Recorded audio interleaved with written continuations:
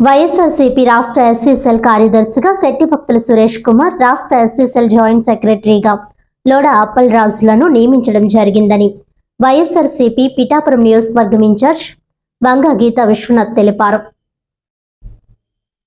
ఈ సందర్భంగా ఆమె మాట్లాడుతూ పార్టీ కోసం పనిచేసిన ప్రతి ఒక్కరిని పార్టీ గుర్తిస్తుందని, అలాంటి పార్టీ ఏదైనా ఉందంటే అది ఒక్క వైఎస్ఆర్సీపీ అని జగన్మోహన్ రెడ్డి అని అన్నారు.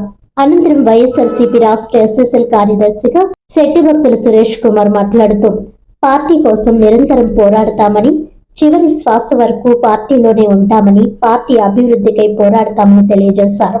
ఈ కార్యక్రమంలో రాష్ట్ర నాయకులు, జిల్లా నాయకులు, పట్టణ నాయకులు తదితరులు పాల్గొన్నారు.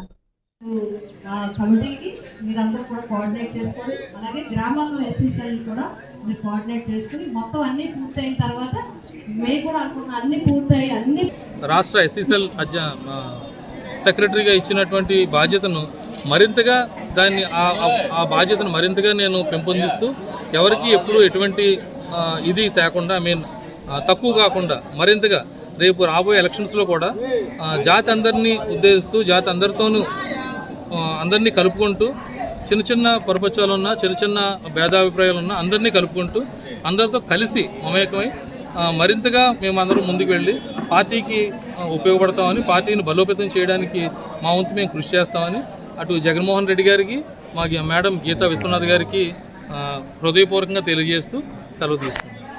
వైఎస్ఆర్సీపీ పార్టీ ఉండాలనేది జగన్మోహన్ రెడ్డి గారి ఆలోచన.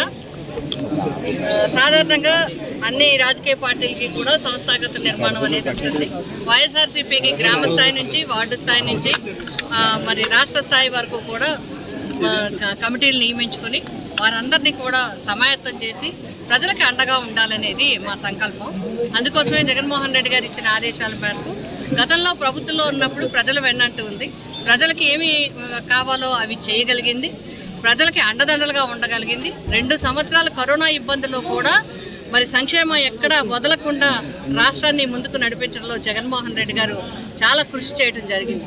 అయితే మరి కూటమి ప్రభుత్వం అధికారంలోకి వచ్చినప్పటికీ కూడా ఇచ్చిన హామీలు నిలబెట్టుకోపోగా మిగతా అనేక సమస్యలు, ఒక పక్క విద్యుత్ సమస్య, ఒక పక్క విద్యార్థులకు సమస్య, ఒక పక్క యూరియా సమస్య, ఒక పక్క రైతులకి కొనుగోలు సమస్య, కొనుగోలు కేంద్రాల సమస్య, మద్దతు ధర సమస్య, ఇలా అన్ని రకాల సమస్యలకి ప్రజలు మరి ఇబ్బందులు పడటం జరుగుతుంది.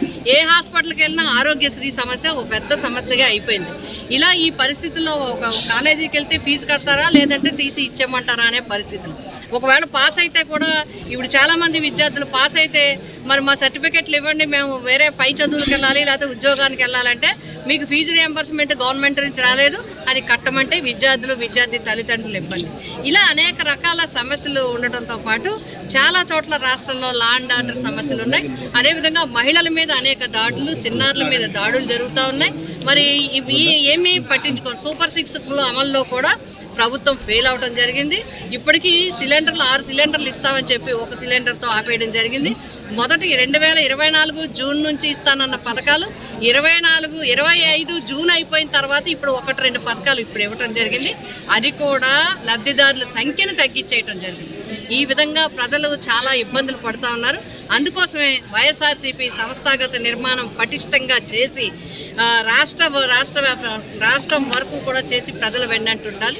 అందులో భాగంగా పిఠాపురం నియోజకవర్గంలో వైఎస్ఆర్సీపీ కుటుంబం అంతా ఒక్క మాట మీద ఉండి అందరూ కూడా ప్రజలకి ఏ సమస్య వచ్చినా కూడా సమాయత్తమై ప్రజల తరపున పోరాటం చేయడం జరుగుతుంది ఈ ప్రభుత్వం మీద.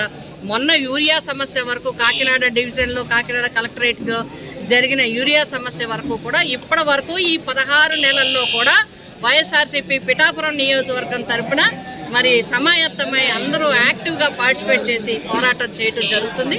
అదేవిధంగా ఈరోజు రాష్ట్ర ఎస్సీసెల్ కార్యదర్శులుగా లోడ అప్పల్ రాజు గారు, అదేవిధంగా మరి శెట్టిభక్తుల నాని గారు కూడా మరి వారిని మేము నియమించాలని మేము కోరినప్పుడు జగన్మోహన్ రెడ్డి గారు అంగీకరించి వారికి అవకాశం ఇవ్వడం జరిగింది. మేము హృదయపూర్వకంగా వైఎస్ఆర్సీపీ కుటుంబం తరఫున జగన్ గారికి ధన్యవాదాలు, అదేవిధంగా ఇద్దరికీ కూడా హృదయపూర్వక శుభాకాంక్షలు తెస్తూ ఎల్లప్పుడూ కూడా వైఎస్ఆర్సీపీ అధికారమైన ప్రతిపక్షమైన ప్రజలు వెన్నంటే ఉంటుంది.